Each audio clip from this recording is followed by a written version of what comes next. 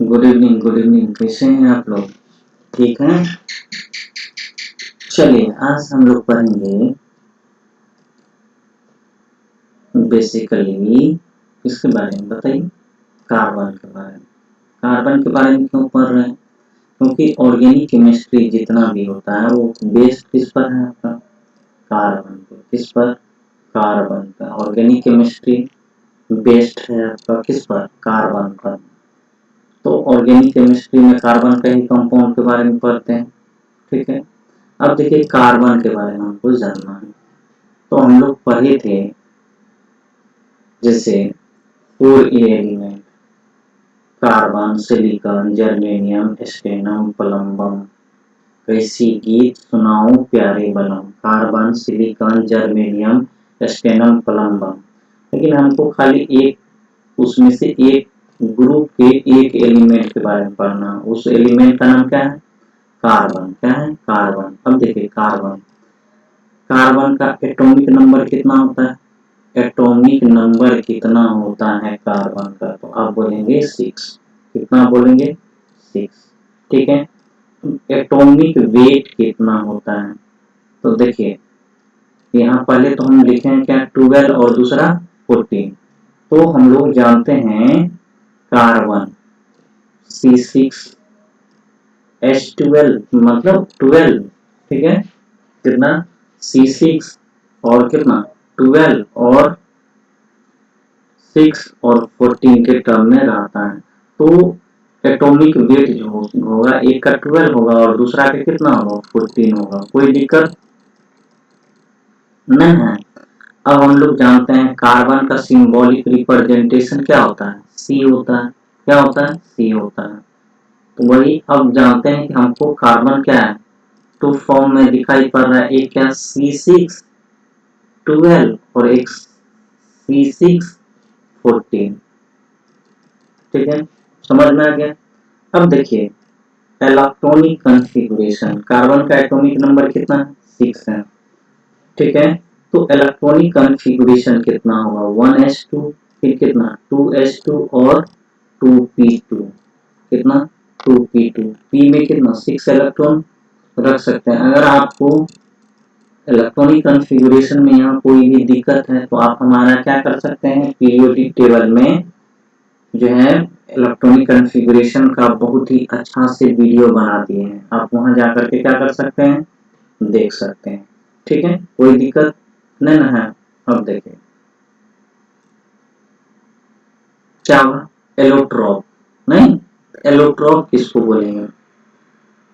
तो एलोट्रॉप बोलेंगे different form of same element which has different physical properties but almost same chemical property is called allotropes। मतलब ऐसा element जिसका physical properties क्या हो? Melting point, boiling point. यहाँ क्या लिखा हुआ है? फिजिकल प्रॉपर्टीज क्या हो? डिफरेंट हो, बट केमिकल प्रॉपर्टीज क्या हो? क्या है यहाँ? केमिकल प्रॉपर्टीज क्या है? सेम हो। समझ में आ गया? तो केमिकल प्रॉपर्टीज मतलब उसमें जैसे मान लीजिए कार्बन को ऑक्सीजन में जला देंगे तो कार्बन डाइऑक्साइड बनेगा। फिर हम डायमंड को भी जलाएंगे, नहीं क्या? डायमंड को भी जलाएंगे तब भी वो क्या देगा? Carbon dioxide. ग्रेफाइट को भी जलाएंगे तो क्या देगा आपका? Carbon dioxide. तो केमिकल प्रॉपर्टीज क्या होगा? सेम होगा। अगर हम कोल को जलाएंगे तभी क्या देगा आपका? Carbon dioxide.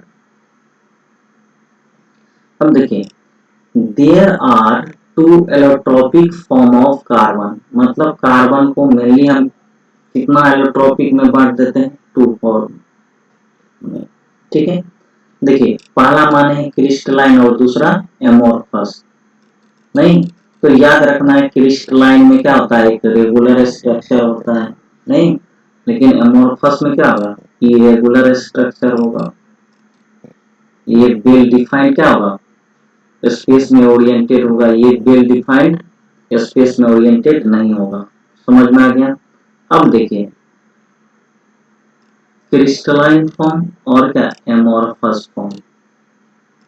अब देखिए क्रिस्टलाइन फॉर्म कौन कौन सा होता है। तो देखिए, अब हम लोग जानते हैं क्रिस्टलाइन में डायमंड क्या होता है, क्रिस्टल होता है। ग्रेफाइट भी क्या होता है, क्रिस्टल होता है। और तीसरा फुलरेंस और बकमिंस्टर और क्या, buckyball. It has a cage like fused ring structure, symbol C60। समझ में आ गया? तो हम लोग क्या बोलेंगे, there are two allotropic form of carbon. Carbon का क्या हम कर रहे हैं, टू एलोट्रॉपिक फॉर्म को हम देख रहे हैं। पहला क्या हो जाएगा आपका, क्रिस्टलाइन होगा और दूसरा एमोर्फस होगा। अब क्रिस्टलाइन में कौन कौन होगा, पहला आपका डायमंड होगा, दूसरा क्या होगा, ग्रेफाइट होगा, तीसरा फुलरेंस और बकमिंस्टर और क्या, बकीबल। ठीक है।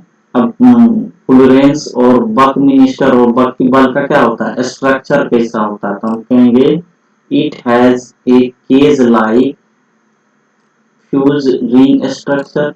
इसका सिंबल कैसा होता है, कैसा, C60।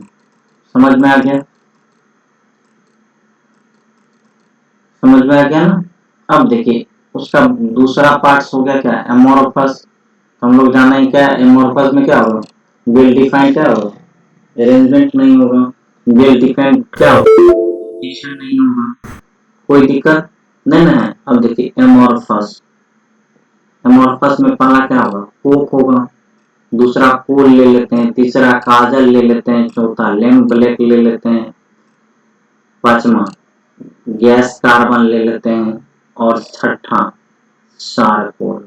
नहीं, तो देखिए चारकोल जो है मेनली हम लोग चारकोल को तीन पार्ट में बांट के पढ़ेंगे। एक एनिमल चारकोल, दूसरा क्या वुड चारकोल और तीसरा सुगर चारकोल। तो याद रखना है, sugar charcoal is the purest form of amorphous. ठीक है, जितना भी एमोर्फस होगा, नहीं एमोर्फस में उसका सबसे प्योर फॉर्म कौन सा होगा, चारकोल होगा।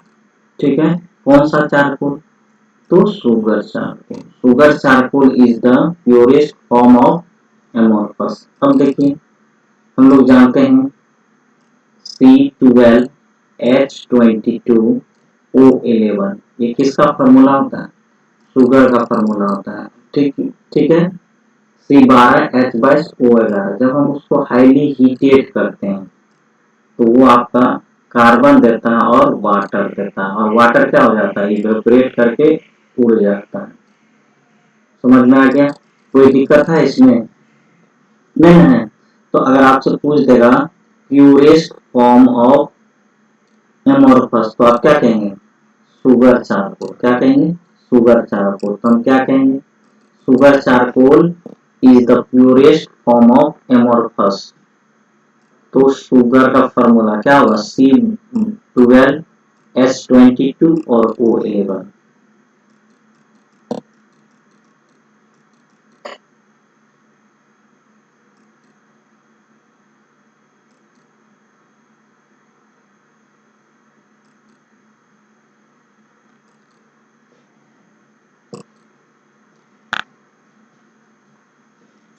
अब आपसे कोई भी आपका फ्रेंड पूछ ले, नहीं बताइए difference between, difference between diamond and graphite. Diamond और ग्रेफाइट में क्या अंतर है, नहीं? तो हम पहले क्या करेंगे, लेफ्ट साइड क्या करेंगे, डायमंड लिखेंगे और राइट साइड, दाहिना साइड क्या किए, ग्रेफाइट लिख दिए। अब डायमंड के प्रॉपर्टीज के बारे में देख लेते हैं। देखिए it is hardest known substance due to high density, कितना 3.5 ग्राम पर सेमी क्यूब, 3.5 ग्राम पर सेमी क्यूब। ठीक है, तो अगर आपसे पूछेगा कि हार्डेस्ट नॉन सब्सटेंस, तो आप क्या बोलेंगे, डायमंड। क्यों ये हार्डेस्ट है, कहेंगे हाई डेंसिटी। तो कार्बन में ये क्या कहते हैं, कार्बन में आप कह सकते हैं एलोट्रॉप में डायमंड, डायमंड का डेंसिटी कितना होता है 3.5 ग्राम पर सेमी क्यूब। ठीक है, कोई दिक्कत नहीं है। अब देखें क्या होगा आपका ग्रेफाइट।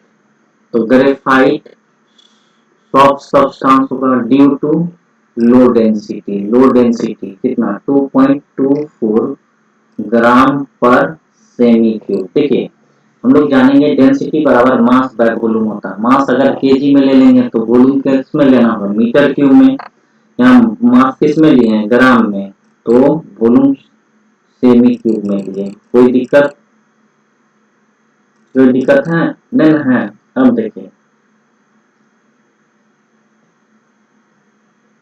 बैड कंडक्टर, ये जो है आपका डायमंड क्या होता है बैड कंडक्टर होता है due to absence of free और मोबाइल डीलोकलाइज्ड पाई इलेक्ट्रॉन।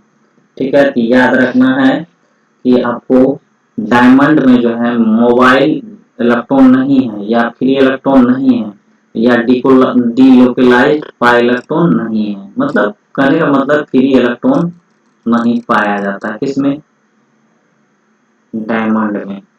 अब देखिए graphite good conductor due to presence of free और मोबाइल डीलोकलाइज्ड पाई इलेक्ट्रॉन। ठीक है, ये क्या होता है आपका good conductor due to presence of free और मोबाइल डीलोकलाइज्ड पाई इलेक्ट्रॉन।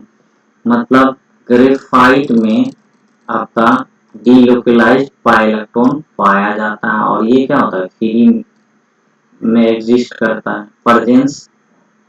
तो good conductor due to presence of क्या फ्री और मोबाइल घूमने वाला डीलोकलाइज्ड पाई इलेक्ट्रॉन। समझ में आ गया, समझ में आ गया। तो आप कहेंगे डायमंड में क्या होता है मोबाइल इलेक्ट्रॉन एब्सेंट रहता है, जबकि ग्रेफाइट में मोबाइल इलेक्ट्रॉन क्या होता है प्रेजेंट रहता है। यहाँ जो मोबाइल इलेक्ट्रॉन होगा ये कैसा इलेक्ट्रॉन है पाई इलेक्ट्रॉन। समझ में आ गया। हम देखें तीसरा डायमंड के बारे में पढ़ रहे हैं। It has tetrahedral shape. Diamond का शेप कैसा होता है टेट्राहेड्रल होता है। अब हम लोग ग्रेफाइट के बारे में जानेंगे। It has hexagonal shape. Graphite का शेप कैसा होता है कैसा होता है हेक्सागोनल होता है। यहाँ देखिए जो हम आपको बता रहे हैं यहाँ से क्वेश्चन पूछता है। देखिए क्या पूछता है, देखिए इस पॉइंट से और इस पॉइंट से मतलब यहाँ जो डॉट है वहां क्या है मेरा कार्बन है। तो याद रखना इस कार्बन और इस कार्बन के बीच का बॉन्ड लेंथ जो होगा नहीं वो किसमें एंगस्ट्रम में होगा। कितना एंगस्ट्रम 1.54 एंगस्ट्रम या पिको में हम लोग लेंगे किसमें पिको में कितना बोलेंगे 154 पिकोमीटर। ठीक है, अब समझ लेते हैं। देखिए यहाँ देख रहे हैं यहाँ और यहाँ इसके बीच का कितना लिखा हुआ 340 पिकोमीटर। जब हम एंगस्ट्रम में ले जाएंगे तो 3.40 एंगस्ट्रम। याद रखना है 1 पिकोमीटर इक्वल टू 10 पर पावर -12 मीटर। ठीक है, 1 एंगस्ट्रम बराबर क्या 10 पर पावर -10 मीटर। समझ में आ रहा है। तो यहाँ आपको 2-3 तरह का कंफ्यूजन होगा। तो ये याद रखना है कि ये जो देख रहे हैं ये ऊपर वाला है ना और ये क्या है नीचे वाला भी सेम शेप है। देखिए है ना ऊपर वाला है ये और नीचे वाला देखिए सेम तो शेप है लेकिन इस दोनों के बीच में कितना ये क्या हुआ 2 लेयर है। ये फर्स्ट लेयर है और ये क्या है आपका सेकेंड लेयर। तो फर्स्ट लेयर और सेकेंड लेयर के बीच का पूछ देगा ग्रेफाइट में फर्स्ट लेयर और सेकेंड लेयर का बीच का दूरी कितना होता है। तो आप क्या कहेंगे 3.40 एंगस्ट्रम या 340 पिकोमीटर। ठीक है, अब देखिए यहाँ समझिए और यहाँ समझिए, ये क्या है, यहाँ कार्बन है, क्या है यहाँ समझिए, ये कार्बन है और यहाँ भी क्या है, कार्बन है। ये दोनों कार्बन के बीच का दूरी कितना होता है, 1.42 एंगस्ट्रम या 142 पिकोमीटर। देखिए याद रखना यही है कि आपका ग्रेफाइट जो है इसका यूज करते हैं हम लोग किसके रूप में, तो आप कहेंगे लुब्रिकेंट के रूप में। इसीलिए कि ये जो लेयर है और ये जो लेयर है उसके बीच का डिस्टेंस कितना है, 340 पिकोमीटर, ये ज्यादा है और एक लेयर दूसरे लेयर पर क्या होगा, फिसल जाएगा।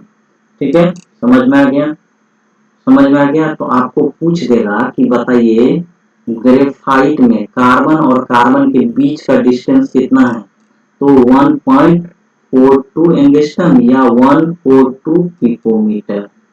लेकिन क्या पूछेगा, ग्रेफाइट में वन लेयर और सेकेंड लेयर के बीच का डिस्टेंस कितना है, 340 पिकोमीटर या 3.40 एंगस्ट्रम।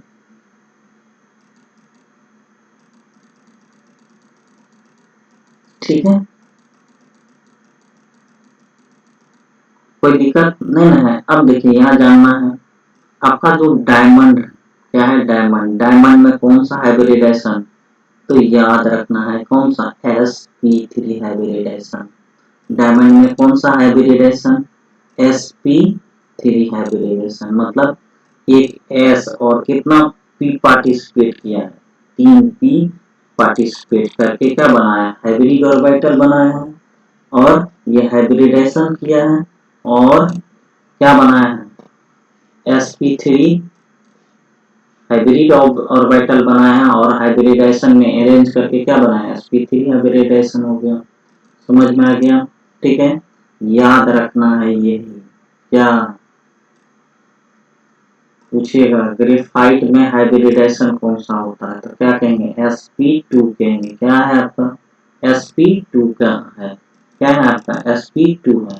ठीक है, कोई दिक्कत है, कोई दिक्कत नहीं है। देखिए अब यूज देख लेते हैं, किसका यूज, डायमंड का। तो आप जानते करते हैं डायमंड का यूज कहाँ करते हैं, ज्वेलरी बनाने में, नहीं।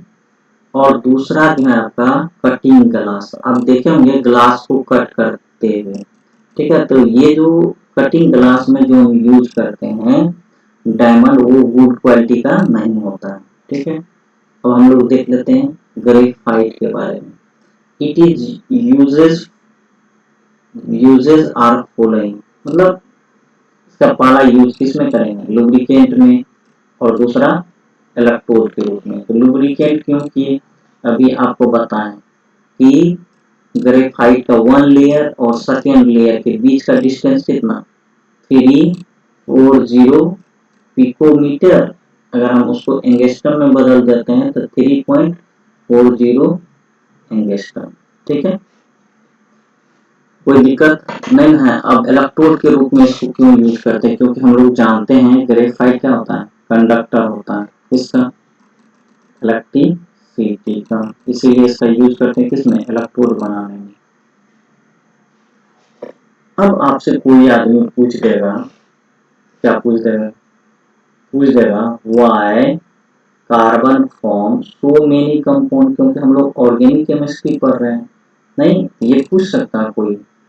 तो हम क्या बोलेंगे, कार्बन के पास स्पेशल फीचर है, स्पेशल फीचर ऑफ कार्बन, मतलब इस फीचर के कारण ही कार्बन का इतना कंपाउंड है। देखिए पहला फीचर है क्या, टेट्रा वैलेंसी, क्या टेट्रा वैलेंसी, मतलब इसके पास ये अपना 4 वैलेंसी शो करता है। दूसरा क्या है आपका, केटेनेशन, सेल्फ लिंकिंग एबिलिटी और कैपेसिटी। अब क्या होगा, मल्टीपल बॉन्डिंग।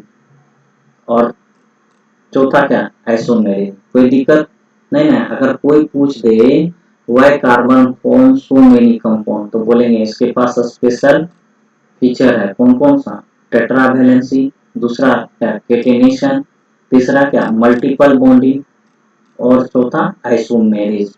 ठीक है, आइसोमेरिज, कोई दिक्कत है। अब आपसे कोई पूछ देगा कि ये जो आप बता रहे हैं कि कार्बन के पास तो स्पेशल फीचर है, लेकिन टेट्रा वैलेंसी का मतलब क्या होता है? ठीक है, अब समझाते हैं। लिख दिए यहाँ क्या, टेट्रा वैलेंसी। टेट्रा मतलब 1 2, जैसे 3 4 बोलते हैं ना, नहीं तो उसी तरह 2 को डाई बोलते हैं, 3 को ट्राई बोलते हैं, तो 4 को टेट्रा बोलते हैं, तो 4। मतलब टेट्रा मतलब क्या, 4। अब हमको जानना है टेट्रा वैलेंसी, 4 वैलेंसी है। अब वैलेंसी किसको कहेंगे, तो हमको ये भी जानना होगा। तो पहले देख लेते हैं वैलेंसी, यहाँ है ना वैलेंसी, ठीक है। तो वैलेंसी कैसे समझेंगे, वैलेंसी का मतलब डिफिनेशन क्या होगा? देखिए, नंबर ऑफ इलेक्ट्रॉन लॉस और गेन, मतलब कोई एलिमेंट जितना इलेक्ट्रॉन का लॉस करता है या तो गेन करता है by an atom. Number of electron loss और गेन बाय एन एटम, मतलब किसी एटम के द्वारा जितना इलेक्ट्रॉन का लॉस किया जाता है और या तो जितना इलेक्ट्रॉन का गेन किया जाता है। और element for adopting nearest noble gas configuration is called valency. तो हम लोग क्या कर सकते हैं, जितना या तो इलेक्ट्रॉन लॉस किया है या तो इलेक्ट्रॉन क्या किया है, गेन किया है। क्यों गेन किया, उसको एडॉप्ट करेगा, किसका, जितना भी प्रॉपर्टीज है, इलेक्ट्रॉनिक कन्फिगरेशन है।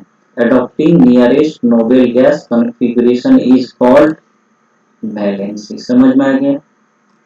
तो जितना क्या इलेक्ट्रॉन लॉस करेगा या तो गेन करेगा, या जितना इलेक्ट्रॉन ले करके वो अपना नियरेस्ट नोबेल गैस का कन्फिगरेशन पा लेगा, वो उसका क्या कहलाएगा, वैलेंसी कहलाएगा। समझ में आ गया? समझ में आया? तो एक बार देख लेते हैं, वैलेंसी मतलब क्या कहेंगे, नंबर ऑफ इलेक्ट्रॉन लॉस और गेन बाय एन एटम, जितना इलेक्ट्रॉन लॉस करेगा और गेन करेगा एक एटम। और element for adopting nearest noble gas configuration is called valency. मतलब कोई भी एलिमेंट जो है इलेक्ट्रॉन लेता और देता क्यों है, वो चाहता है कि हम नियरेस्ट नोबेल गैस का कॉन्फ़िगरेशन क्या कर ले, पा लें और इनर्ट हो जाए। देखिए नोबेल गैस नहीं, हीलियम, नियन, आर्गन, क्रिप्टन, जेनन, रेडन, ये 0 ग्रुप या 18 ग्रुप होते हैं। 0 ग्रुप या 18 ग्रुप नहीं, उसमें ये ऊपर से लिखा हुआ आपको मिलेगा। ऊपर में क्या रहेगा, हीलियम, ये क्या रहेगा, नियन। ऊपर में क्या लिखा हुआ रहेगा आपका, ऐसे हीलियम, हीलियम, ठीक है, नियन, हीलियम, नियन, ठीक है, आर्गन, आर्गन, ठीक है, क्रिप्टन, क्रिप्टन, ठीक है, जेनन, और ठीक है रेडन। समझ में आ गया? नहीं, ये आपका क्या है, 0 ग्रुप कहिए या 18 कहिए, या हम लोग जानते हैं 8A। क्या जानते हैं, क्या जानते हैं, हम लोग जानते हैं 8A के बारे में।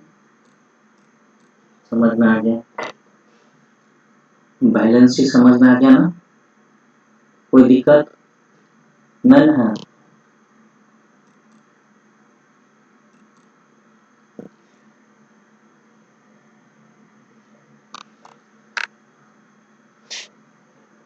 ठीक है, कोई दिक्कत नहीं है? नहीं है, जैसे मान लीजिए टेट्रा वैलेंसी मतलब क्या, 4 वैलेंसी के टर्म। वैलेंसी क्या बोलेंगे, नंबर ऑफ इलेक्ट्रॉन लॉस और गेन, और बाय गेन बाय, और गेन बाय एन एटम, और element for adopting nearest noble gas configuration is called क्या, वैलेंसी। कोई दिक्कत नहीं है?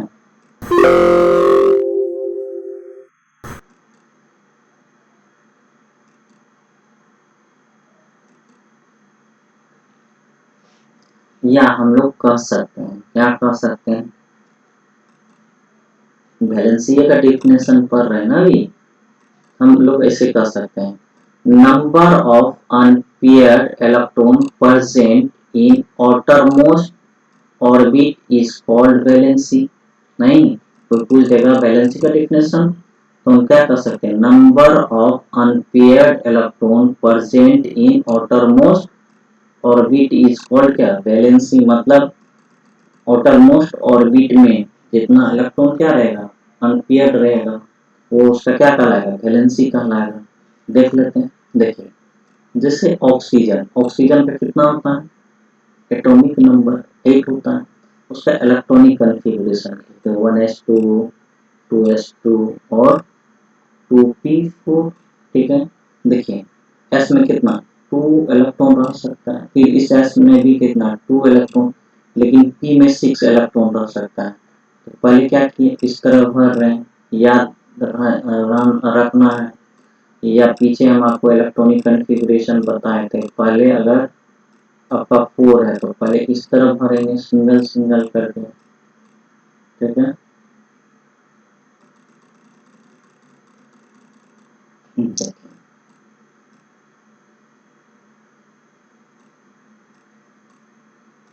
यहाँ देखिए 4 है ना, इसलिए पहले क्या करेंगे, एक हाथ करके सिंगल सिंगल भरेंगे, भर दिए। अब मेरा क्या है 4, तो यहाँ क्या करेंगे, पेयरिंग कर देंगे। समझ में आ गया। और कितना इलेक्ट्रॉन अनपेयर्ड है, 2। तो ऑक्सीजन जो है 8 है, तो इसमें कितना अनपेयर्ड इलेक्ट्रॉन है, 2 है। तो अनपेयर्ड इलेक्ट्रॉन की संख्या क्या कहलाएगी, वैलेंसी कहलाएगी। ठीक है, तो number of unpaired electron equal to कितना, 2। 2, सो वैलेंसी इक्वल टू कितना, 2। कोई दिक्कत नहीं ना है। अब देखते हैं नाइट्रोजन के बारे में, देखते हैं नाइट्रोजन का एटॉमिक नंबर कितना है, नाइट्रोजन का एटॉमिक नंबर 7 होता है। तो 1s2, फिर कितना 2s2 और 2p3। कोई दिक्कत यहाँ तक नहीं है। अब देखिए यहाँ 2 है तो हम s के लिए कितना लिए, 2 लिए, फिर s के लिए कितना लिए, 2 लिए, और p के लिए p ऑर्बिटल में, ऑर्बिटल वाइज। ठीक है, तो ये 6 रख सकता है, लेकिन है कितना 3, और तीनों क्या है अनपेयर्ड है। सो अनपेयर्ड इलेक्ट्रॉन की का नंबर कितना है, 3 है, तो वैलेंसी कितना होगा, 3 होगा। कोई दिक्कत नहीं ना है। अब देखते हैं कार्बन, अभी हम पीछे पढ़े हैं कि कार्बन हमेशा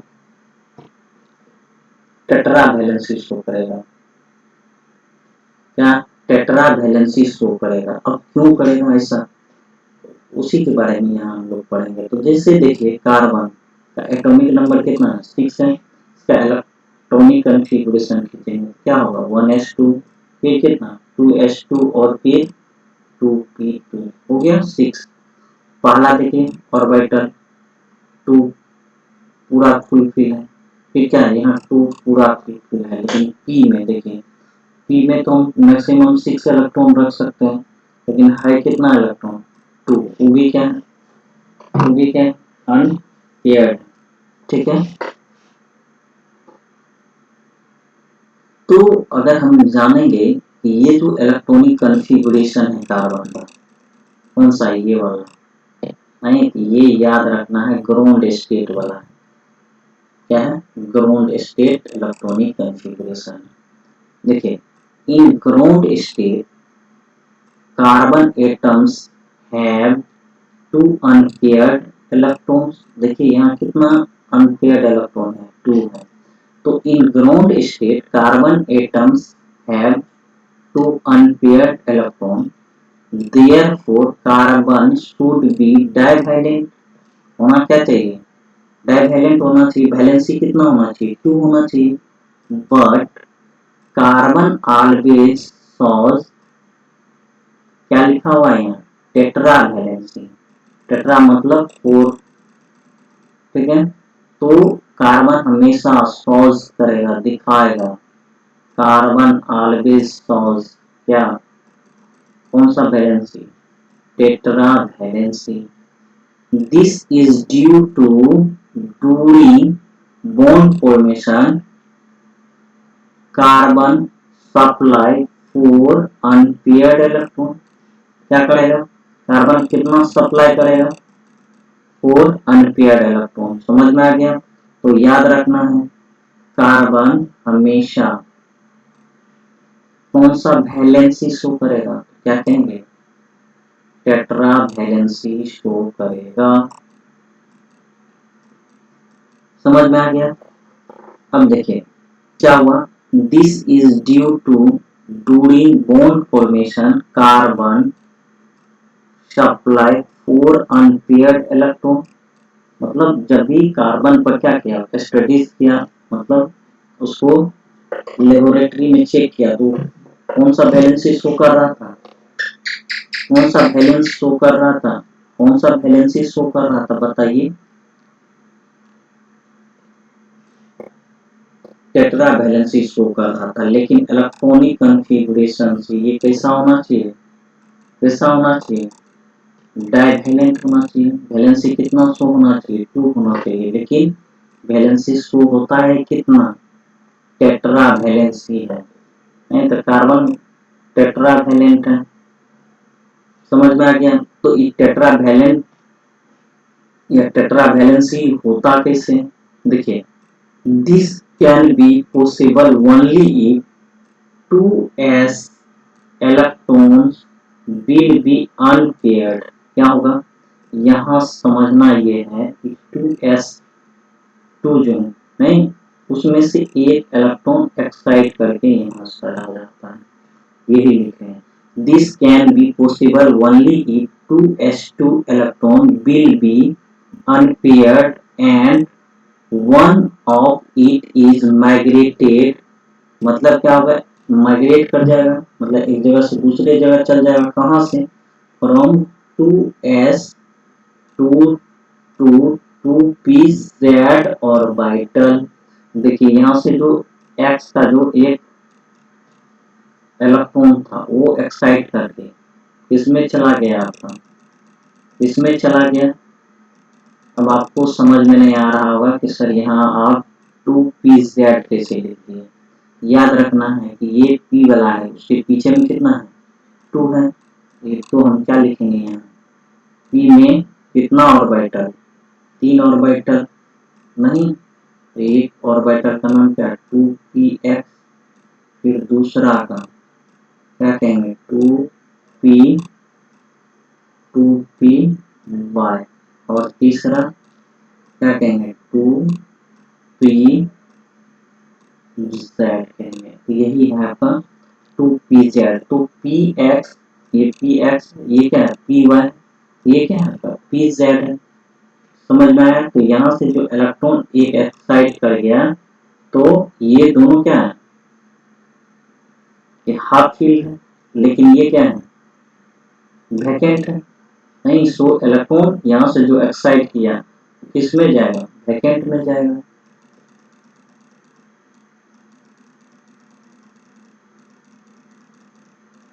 समझ में आ रहा है, कोई दिक्कत नहीं ना है। अब देखिए उसी चीज को यहाँ दिखाएंगे। तो ग्राउंड स्टेट इलेक्ट्रॉनिक कॉन्फ़िगरेशन, ठीक है, एक्साइटेड स्टेट इलेक्ट्रॉनिक कॉन्फ़िगरेशन। देखिए कार्बन का कितना है, एटॉमिक नंबर कितना होता है, एटॉमिक नंबर कितना होता है, 6 होता है। तो हम क्या लिखेंगे, इलेक्ट्रॉनिक कॉन्फ़िगरेशन 1s2, फिर कितना 2s2, और फिर कितना 2p2। तो 2 भर दिए, फिर क्या किए, 2 भर दिए। इसमें कितना ऑर्बिटल है, 3 ऑर्बिटल, एक इलेक्ट्रॉन, ये क्या है, इस ये ऑर्बिटल खाली है। किस स्टेट में, ग्राउंड स्टेट में। अब क्या होगा, एक्साइटेड स्टेट में क्या होगा, देखिए एक्साइटेड स्टेट में क्या होता है,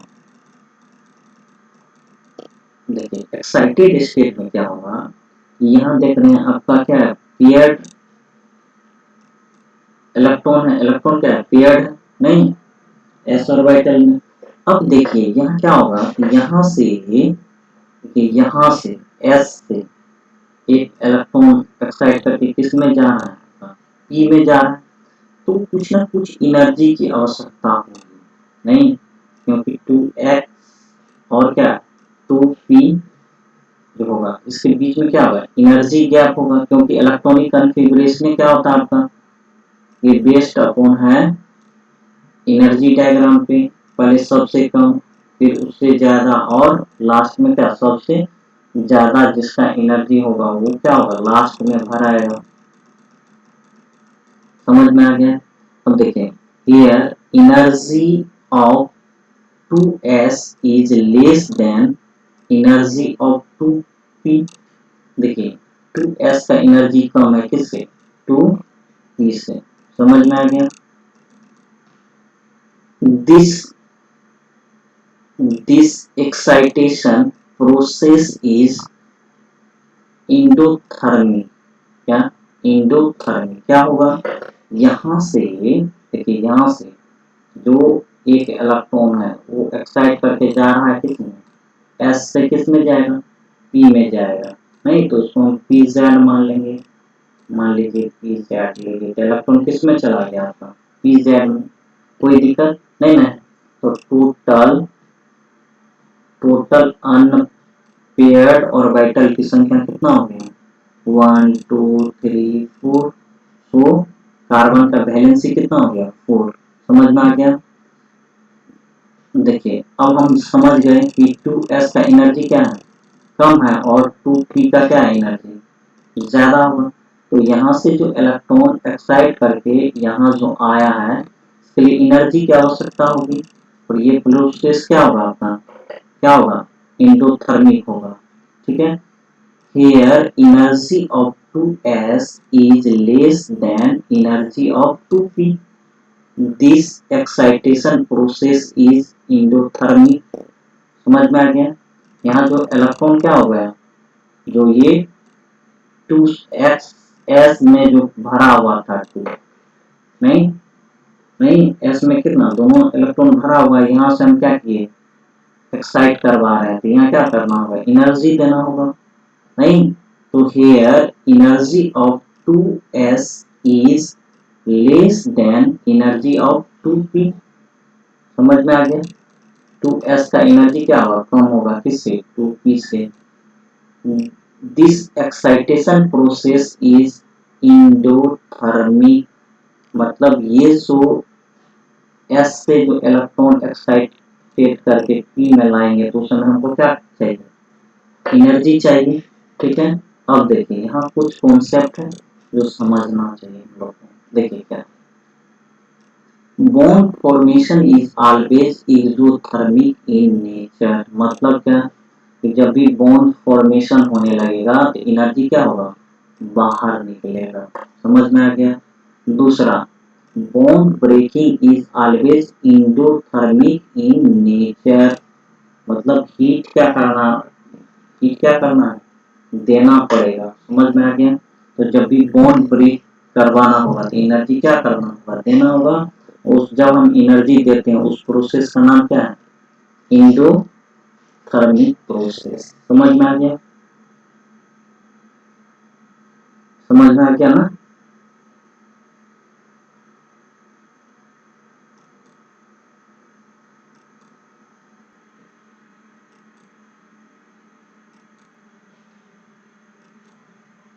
देखिए जो हम लोग पीछे प्रोसेस किए हुए हैं उसको क्या करते हैं, पोटेंशियल एनर्जी, मतलब एनर्जी डायग्राम से ही दिखा देते हैं। देखिए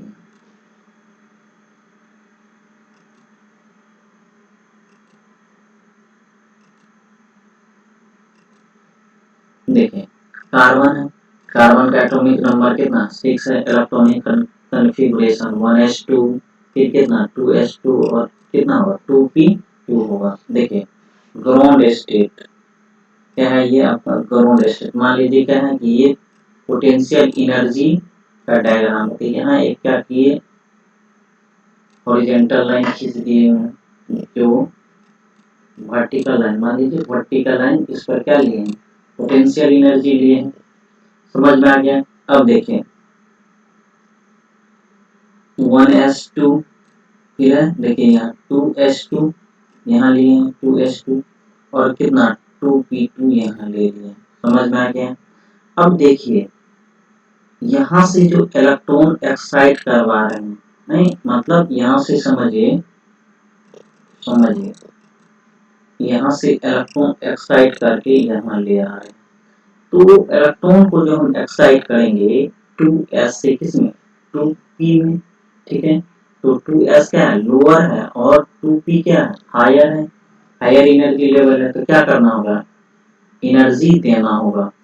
उस समय जब भी रिएक्शन होने लगता है तो आपका 96 किलो कैलोरी पर मोल एनर्जी क्या हो जाता है, रिलीज हो जाता है, और कार्बन ग्राउंड स्टेट से एक्साइट करके एक्साइटेड स्टेट में चला जाता है। ये आपका क्या होगा, जब रिएक्शन होने लगता है तो इतना एनर्जी क्या होता है, रिलीज हो जाता है।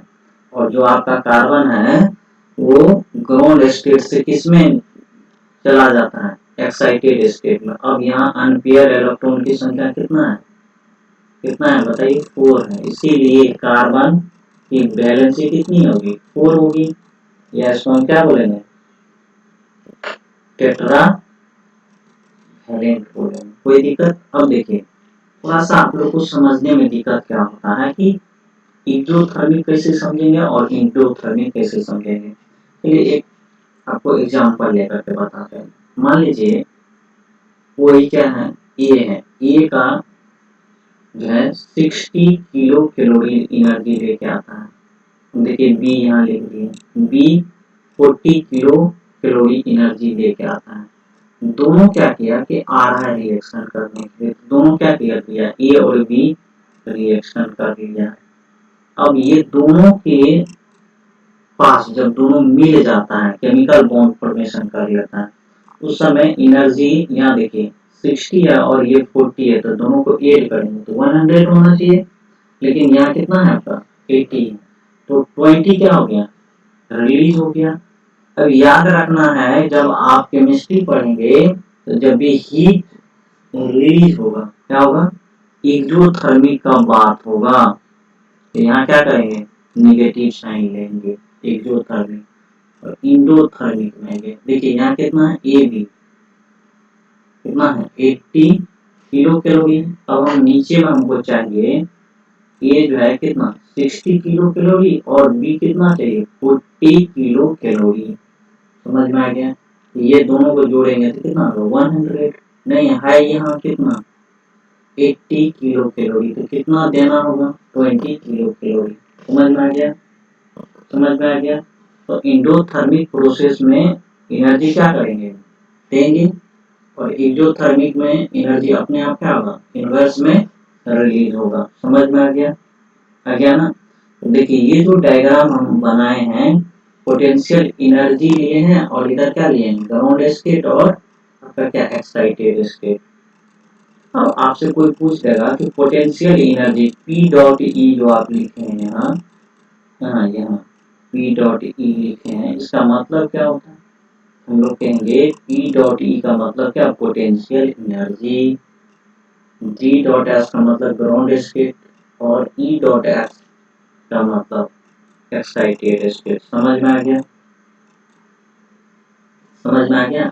अब आपसे कोई पूछ देगा पोटेंशियल एनर्जी से आप क्या समझते हैं, नहीं पूछ सकता है, फिजिक्स में भी पूछ सकता है और केमिस्ट्री में भी पूछ सकता है।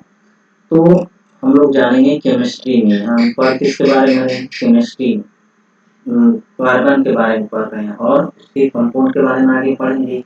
तो पोटेंशियल एनर्जी इन केमिस्ट्री में क्या बोलेंगे, energy possessed by an atom or element or compound is called potential energy।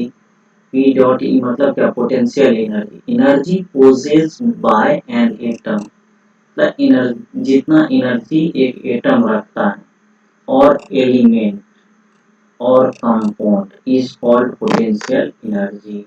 समझ में आ गया कि नहीं आया, मतलब कोई भी एटम, एलिमेंट और कंपाउंड जितना एनर्जी रखेगा वो उसका क्या कहलाएगा, पोटेंशियल एनर्जी कहलाएगा। ठीक है। अब देखिए पोटेंशियल एनर्जी, देखिए यहाँ लिखे हुए हैं, यहाँ आपको 2-3 तरह से हमको समझाना होगा। देखिए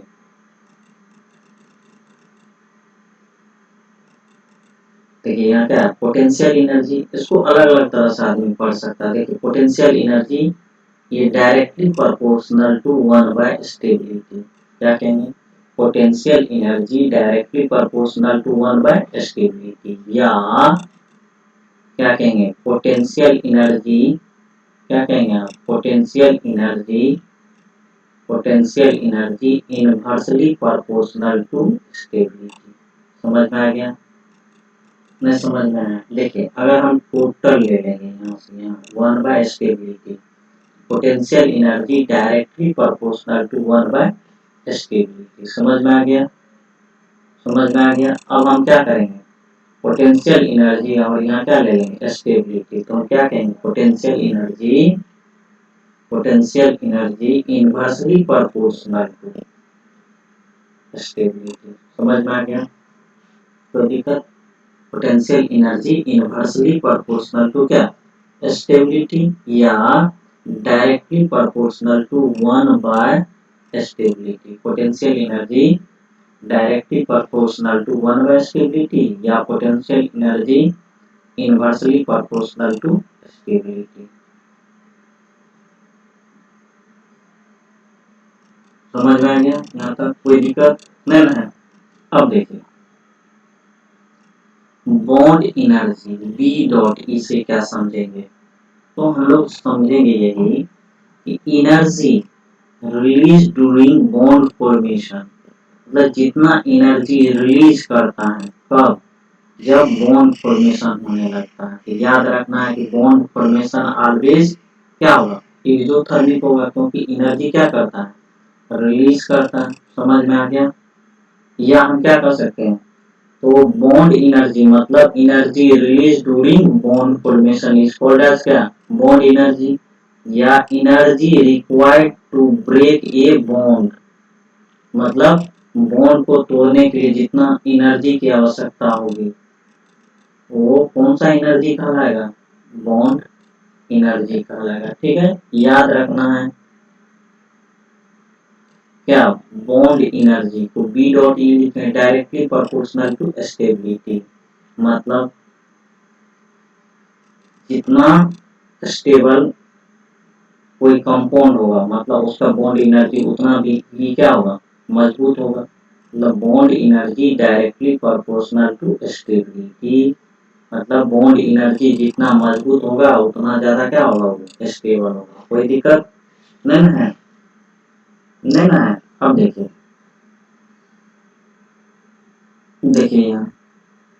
यहाँ नीचे में क्या है अपना स्टेबिलिटी है ना, अगर हम यहाँ ऊपर में क्या करें स्टेबिलिटी लिख दें, क्या करें स्टेबिलिटी लिख दें ना, स्टेबिलिटी लिख दें, तो ये क्या हो जाएगा 1 बटा पोटेंशियल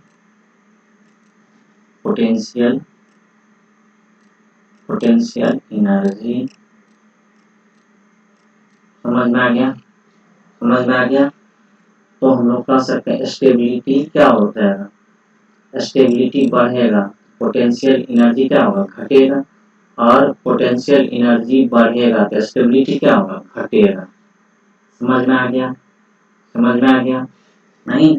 तो अब हम लोग जानते हैं बॉन्ड एनर्जी डायरेक्टली प्रोपोर्शनल क्या स्टेबिलिटी, जो जितना स्टेबल होगा उसका बॉन्ड एनर्जी क्या होगा, उतना ज्यादा होगा। क्यों, क्योंकि उतना एनर्जी क्या किया है, रिलीज किया है बॉन्ड फॉर्मेशन में, या उस बॉन्ड को तोड़ने के लिए क्या करना होगा, उतना एनर्जी देना होगा। तो बीई बॉन्ड एनर्जी जो होगा डायरेक्टली प्रोपोर्शनल क्या होगा, स्टेबिलिटी होगा। नोट करके देख लेते हैं, attraction increases stability and decreases potential energy। देखिए attraction increases stability, attraction क्या करता है, स्टेबिलिटी को बढ़ाता है, एंड डिक्रीज करेगा क्या, पोटेंशियल एनर्जी को। यहाँ से देखिए स्टेबिलिटी को हम क्या करते हैं, यहाँ ले आते हैं तो पोटेंशियल एनर्जी क्या होगा, नीचे आ जाएगा, नहीं आएगा। तो अट्रैक्शन इंक्रीजेज स्टेबिलिटी और डिक्रीज पोटेंशियल एनर्जी। स्टेबिलिटी क्या हुआ, बढ़ेगा, 1 बटे स्टेबिलिटी है ना, तो स्टेबिलिटी जितना बढ़ेगा पोटेंशियल एनर्जी क्या होगा, उतना ही घटेगा। समझ में आ गया। Repulsion increases potential energy, repulsion बढ़ेगा तो पोटेंशियल एनर्जी क्या होगा, बढ़ेगा। तो स्टेबिलिटी क्या होगा, डिक्रीज करेगा, डिक्रीज स्टेबिलिटी। समझ में आ गया। पोटेंशियल एनर्जी अगर मेरा बढ़ रहा है तो स्टेबिलिटी क्या है, घट रहा है, नहीं। अगर मेरा पोटेंशियल एनर्जी घट रहा है तो स्टेबिलिटी क्या होगा, बढ़ रहा है। अब देखिए दो इक्वेशन को हमको क्या करना है, पोटेंशियल एनर्जी और बॉन्ड एनर्जी में रिलेशन लाना है। ठीक है, तो याद रखना पोटेंशियल एनर्जी क्या है, डायरेक्टली प्रोपोर्शनल टू 1/स्टेबिलिटी है, और यहाँ बॉन्ड एनर्जी डायरेक्टली प्रोपोर्शनल क्या है, स्टेबिलिटी है। तो जहाँ स्टेबिलिटी है वहाँ क्या लिख देंगे, bond energy. So potential energy directly proportional to 1/1 bond energy, क्या 1/बॉन्ड एनर्जी। समझ में आ गया। पोटेंशियल एनर्जी दो तरह से इसको बोल सकते हैं, क्या बोल सकते हैं, देखिए क्या बोल सकते हैं इसको, हम लोग बोल सकते हैं ये पोटेंशियल एनर्जी डायरेक्टली प्रोपोर्शनल कहेंगे तो 1/बॉन्ड एनर्जी का कहेंगे, और पोटेंशियल एनर्जी इनवर्सली प्रोपोर्शनल कहेंगे तो क्या कहेंगे, बॉन्ड एनर्जी का कहेंगे। अगर बॉन्ड एनर्जी बढ़ेगा तो पोटेंशियल एनर्जी क्या होगा, पोटेंशियल एनर्जी घटेगा, क्योंकि बॉन्ड एनर्जी बढ़ने से क्या, बॉन्ड एनर्जी बढ़ने से स्टेबिलिटी क्या होता है, बढ़ जाता है, और स्टेबिलिटी बढ़ जाएगा तो पोटेंशियल एनर्जी क्या हो जाएगा, घट जाएगा। समझ में आ गया, समझ में आया। अट्रैक्शन इंक्रीजेज स्टेबिलिटी, जब ये स्टेबिलिटी बढ़ेगा तो पोटेंशियल एनर्जी क्या होगा, डिक्रीज कर जाएगा। ठीक है, और याद रखना है repulsion increases potential energy, potential energy increase कर गया, स्टेबिलिटी क्या होगा, डिक्रीज करेगा। कोई दिक्कत नहीं ना है। तो आज के लिए बस इतना ही। आप हमारी वीडियो को लाइक करें, सब्सक्राइब करें, आप अपने दोस्तों को फॉरवर्ड करें, आप अपना और आप अपने माता पिता के स्वास्थ्य का ख्याल रखें। धन्यवाद, धन्यवाद, धन्यवाद। Thank you for watching this video. Thank you for watching this video. Thank you for watching this video.